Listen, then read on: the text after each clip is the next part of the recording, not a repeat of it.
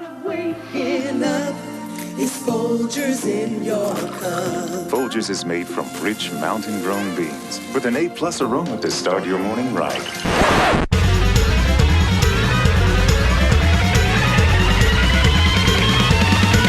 I gotta stay awake. Whether it's your morning wake-me-up or your afternoon pick-me-up, caffeine is arguably America's most consumed psychoactive drug. Hi, welcome to Starbucks. What can I get started for you? The beloved stimulant, which is most commonly known for its energy-boosting effects, has been around for centuries. And in its simplest form, caffeine is used in plants to protect them from insects. But caffeine has evolved into much more than a pesticide.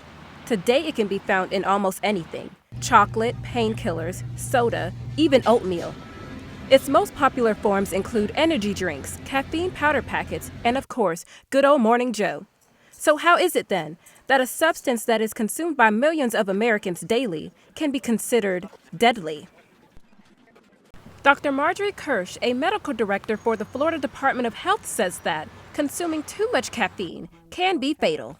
A cup of coffee has about 100 milligrams of caffeine, and to reach the lethal dose, you'd probably have to drink over 100 cups of coffee. But these powdered forms are much, much stronger, and just a tablespoon of the powdered form could be a lethal dose. In 2014, caffeine powder packets gained national notoriety when an Ohio teen died from a toxic overdose.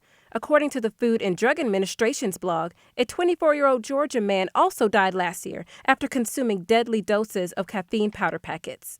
Still, Kirsch maintains that the amount of caffeine that is found in concentrated packets shouldn't be compared to the amount found in your average cup of coffee. I don't think caffeine in coffee is the danger. I think it's the concentrated forms, like the powders, that we need to worry about. It's easy to overdose on something that concentrated.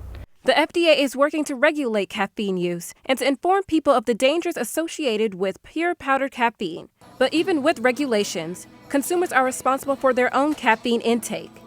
And Florida A&M University botany professor James Mahovey, who is also an avid caffeine consumer, says that all consumers respond differently to the drug. Not everybody reacts to caffeine the same way. I can drink a full cup of espresso half hour before going to bed. It doesn't keep me up.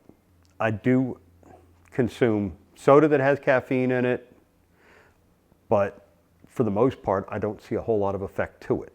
But for people like FAMU sophomore Zabrenna Griffiths, coffee isn't just a beverage, it's a way of life. I have to have it every day. If I don't, I get like headaches or I get grouchy. It really does lift my mood because I get more like friendly when I drink coffee. I also get more energy to do what I need to do. I have tried energy pills that contain like ginseng and caffeine in them, and those help too.